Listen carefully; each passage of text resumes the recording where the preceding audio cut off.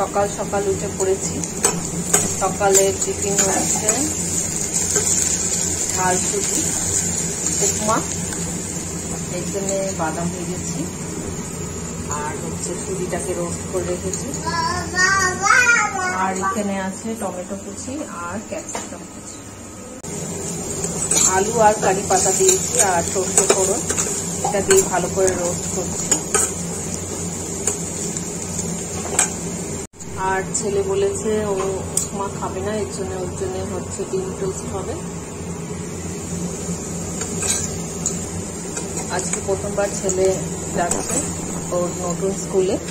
আজকে হচ্ছে প্রবেশ উৎসব ওর স্কুলে, তার জন্য সকাল সকাল উঠে টিফিন বানানো চলছে। আর আমার সাথে উঠে পড়েছে আমার ছোট্ট মেয়েটা, ওর কাজ শুরু। এখানে আলু দিয়ে খেলা হচ্ছে। এই হচ্ছে আমার উপমার ফাইনাল লুক।